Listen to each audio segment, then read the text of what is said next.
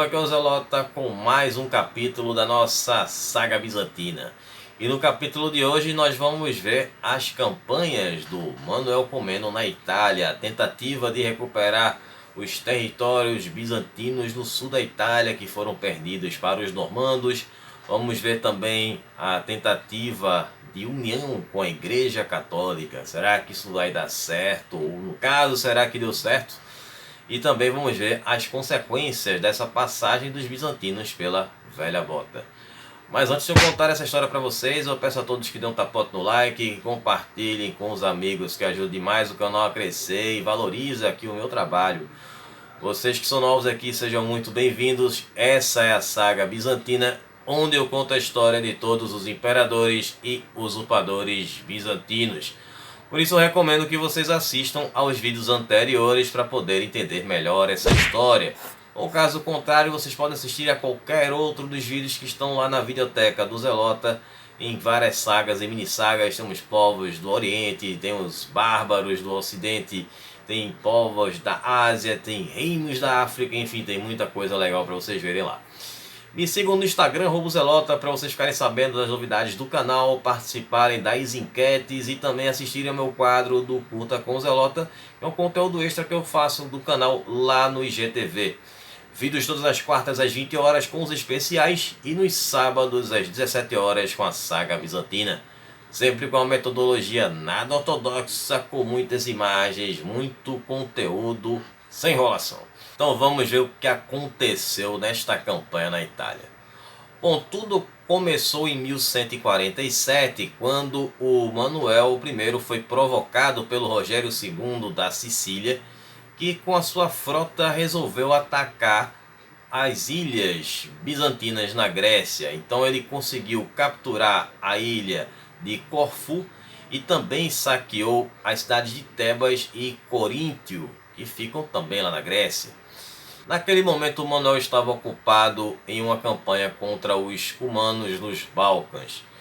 E aí ele não pôde responder na hora, naquele momento. Mas depois ele procurou, em 1148, o Conrado III da Alemanha, com quem ele estava ali se aproximando. E também contou com a ajuda da frota veneziana para dar um contra-ataque. E aí, em 1149, o Manuel conseguiu recuperar Corfu. E aí ele se preparou para dar uma resposta à altura aos normandos. Enquanto isso, o Rogério ataca de novo.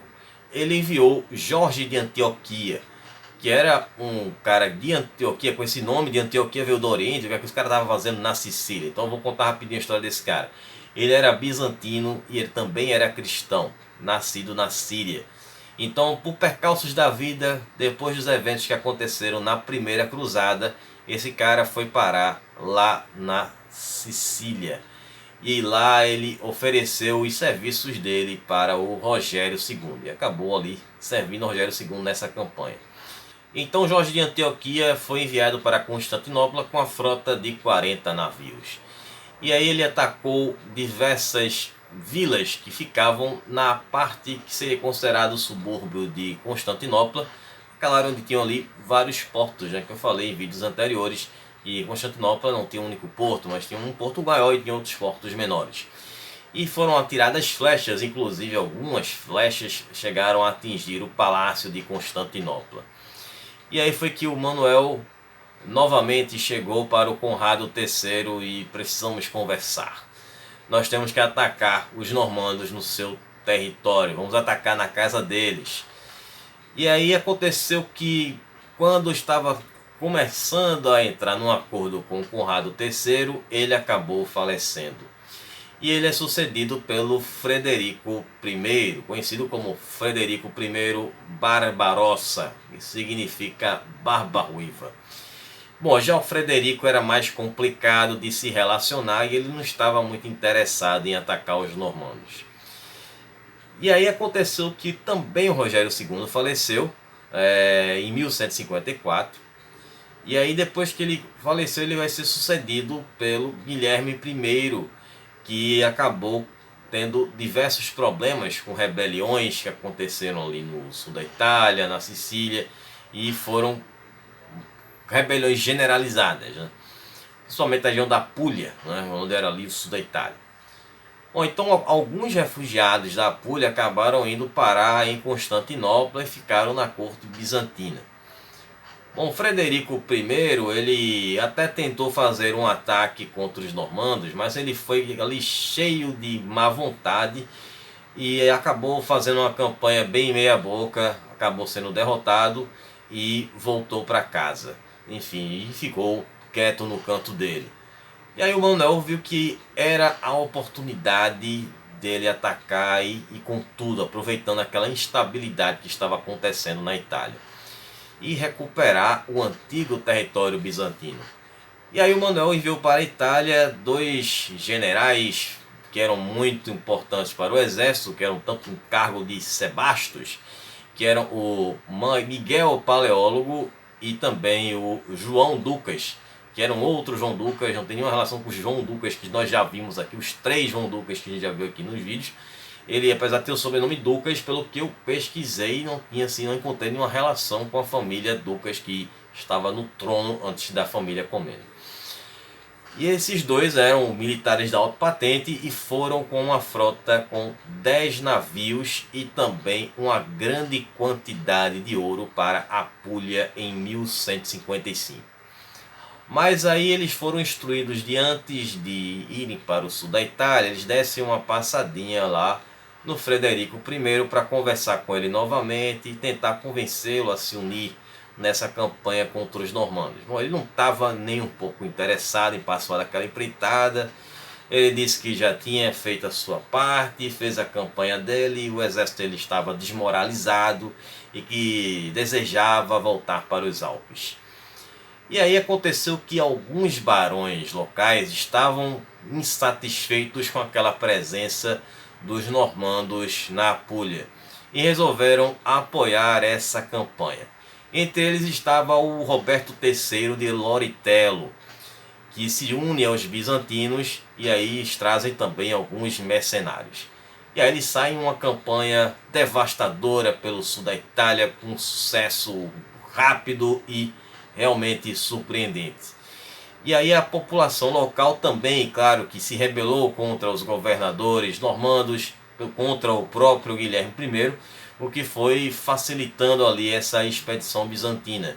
Então as fortalezas que não caíam na base da força, caíam seduzidas pelo ouro vindo de Constantinopla. E aí nós tivemos a aliança com o Papa. Bom, a cidade de Bari, que era o antigo cantapenato, né, bizantino na Itália, por muitos séculos, né, até a chegada dos normandos por lá, recebeu os bizantinos de portas abertas, né, para a entrada do exército do imperador.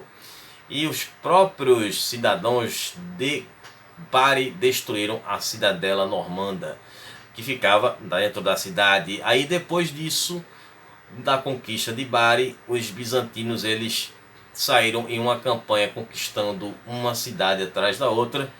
E aí foi quando eles conquistaram Trani, Andria, Tarento e Brindisi, sendo todas essas cidades capturadas. O Guilherme I buscou ali dar o seu contra-ataque, juntou o exército, inclusive uma cavalaria com 2.000 cavaleiros, mas foi derrotado pelos bizantinos. Manuel ficou muito empolgado com aquela campanha, a possibilidade não só de estar recuperando os territórios bizantinos que ele já estava recuperando, mas também de restaurar o Império Romano. A ambição agora ficou muito grande. O sonho estava ficando próximo. E aí seria necessário para isso, realizar esse sonho dele, uma união com o Papa, com a Igreja Católica e a Igreja Ortodoxa. Então não seria fácil.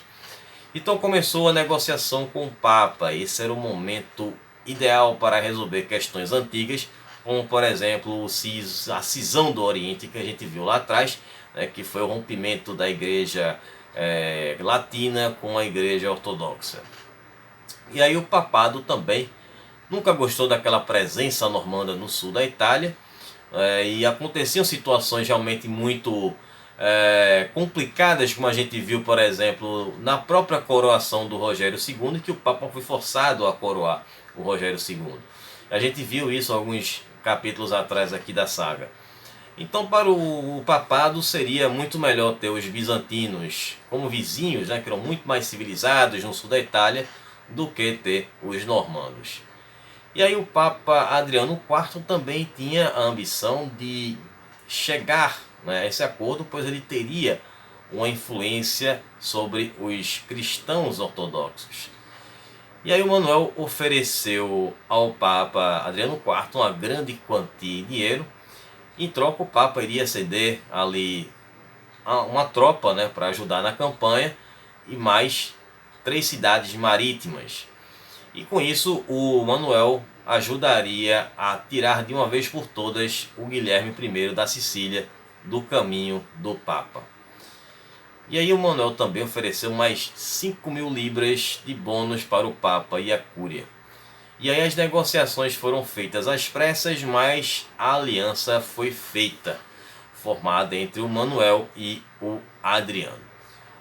Bom, então a guerra estava toda a favor do Manuel e o sonho dele estava próximo de unificar o Império Bizantino com o antigo Império Romano. Mas nem tudo dá certo, né? E aconteceu um imprevisto, um infortúnio.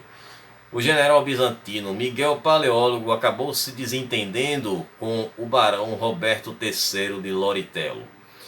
Bom, os dois depois se reconciliaram, mas a coisa desandou, não ficou mais como estava antes.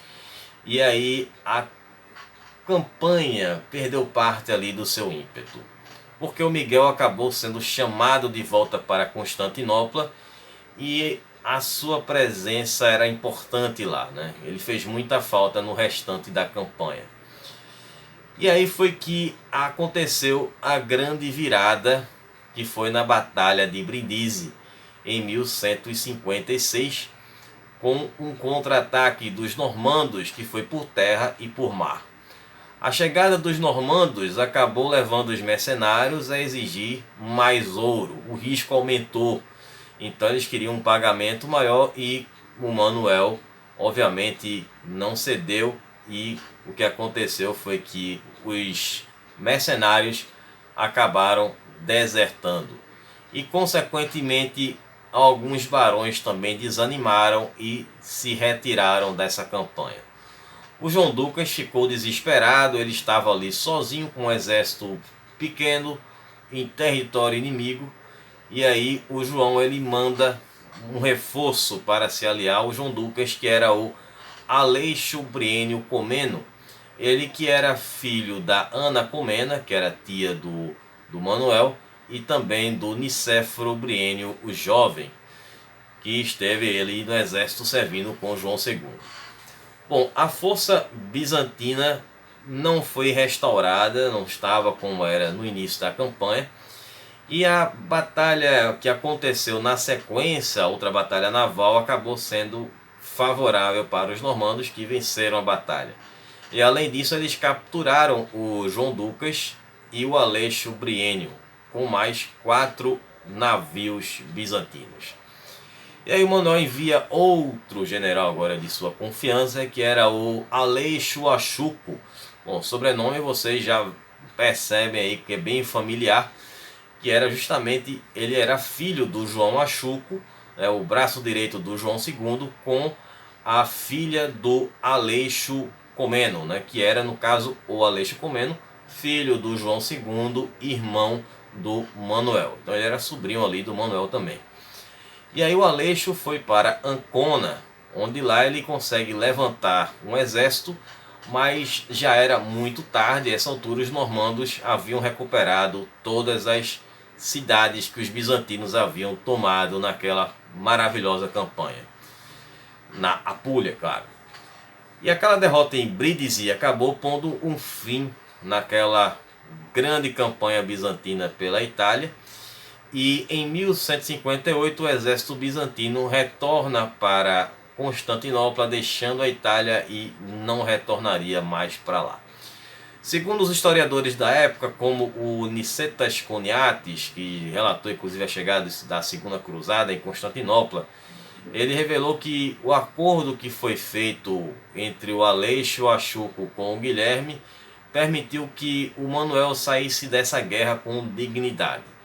Bom, eles acabaram conseguindo libertar ali o João e o Aleixo, né? No caso, o Aleixo Brienne, e também os bizantinos acabaram, bom, saindo com uma certa dignidade, mas tiveram também derrotas que foram marcantes durante essa campanha, pois enquanto eles estavam atacando a Itália, os normandos também estavam atacando novamente as ilhas bizantinas na Grécia, e foram duas derrotas que os normandos impuseram aos bizantinos, com 164 navios com 10 mil homens que atacaram Elbeia e Almira, ambas ilhas gregas, em 1156. Bom, a questão agora é da falha da união bizantina com a igreja. A união entre o Império Bizantino e a Igreja não deu certo. Existiam vários fatores que complicariam essa união. A Cúria chegou até a brigar com Frederico I, já pensando em romper a relação com o Império Sacro-Romano Germânico para se unir com o Império Bizantino. Mas era complicada a questão das exigências dos dois lados, principalmente mais do lado da igreja. Bom, outra questão também é que os papas, no caso, eles não queriam ali viver dependentes de um outro imperador, de deixar um imperador para trás para serem dependentes de outro imperador. Então eles queriam estar acima do império. E já o Manuel, em contrapartida, ele queria ser reconhecido como o imperador do Império do Ocidente e do Oriente.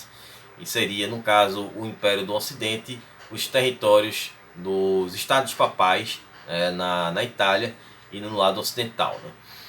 Então essas condições ficavam meio complicadas ali de serem aceitadas pelos dois lados. Mesmo que o Manuel aceitasse uma submissão à igreja, teria a questão dos gregos, que não aceitaram essa mudança deles dissolverem, no caso, a igreja ortodoxa para aceitarem a igreja latina. Tanto que 300 anos depois aconteceu uma situação de uma tentativa de unificação entre as duas igrejas sobre o regimento de um papa, e acabou não dando certo.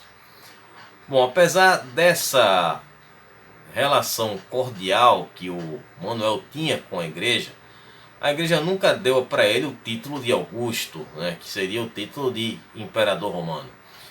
O Manuel, ele mandou por várias vezes, por duas vezes na verdade, embaixadas na época do papado de Alexandre III, a primeira em 1167 e a segunda em 1169, oferecendo mais uma vez a união entre as duas igrejas, a igreja latina e a igreja grega, mas isso acabou sendo recusado justamente por essas questões que a gente já viu.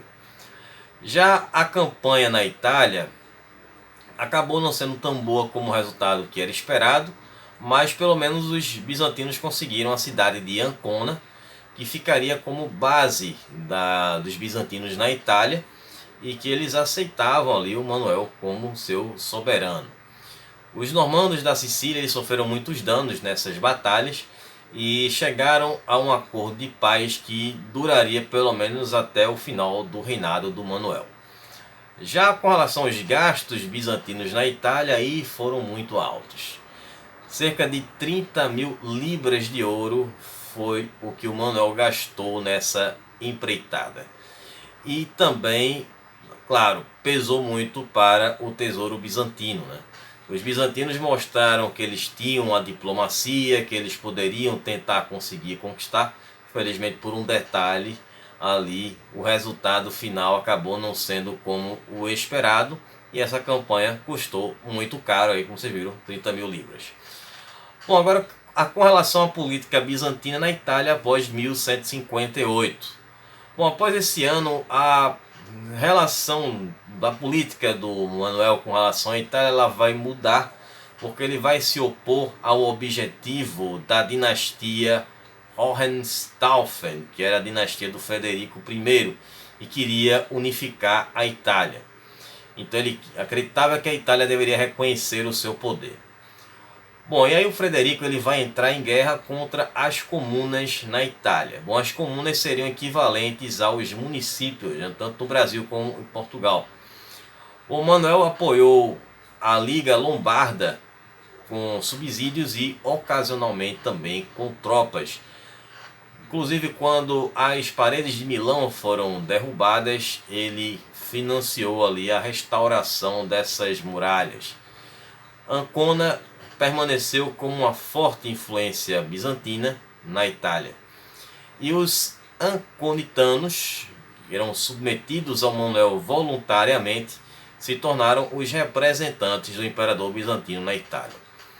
Bom, a derrota que o Frederico viria a sofrer para a Liga Lombarda na Batalha de Legnano, que aconteceu em 29 de maio de 1176, foi uma vitória, uma derrota dolorida para o Frederico I, mas consequentemente para os lombardos foi uma vitória pírrica. Para quem não conhece esse termo, vocês podem dar uma conferida na história no vídeo que eu fiz sobre o Pirro de Épiro. Vou deixar um card aqui para vocês darem uma conferida lá, um dos grandes inimigos de Roma. Bom, a posição de Manuel na Itália ficou favorável novamente, e tendo cidades como Cremona, a cidade de Pávia e outras cidades na região da Ligúria, que seria a região noroeste da Itália, passaram a pertencer aos bizantinos. Bom, as relações eram boas com Gênova, com Pisa, mas com Veneza a coisa azedou de novo, porque em março de 1171 Manuel resolveu repentinamente prender 20 mil venezianos que viviam em território bizantino e confiscar as suas propriedades. E os venezianos responderam enviando 120 navios para atacar Bizâncio, que respondeu com 150 navios, e também aconteceu uma epidemia ali no meio dos venezianos que acabaram sendo forçados a voltar. Eu sei que o que aconteceu é que as relações entre os venezianos e os bizantinos não foram restauradas até o fim do reinado do Manuel I.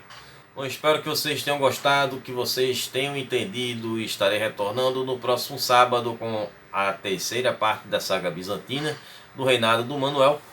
E vamos ver as batalhas nos Balcãs, que eu já mencionei por 2 vezes, mas não contei como foi. Vamos ter também a relação com os russos e, se der tempo, a gente vai ver como foi a disputa contra os Fatímidas no Egito, o retorno dos árabes.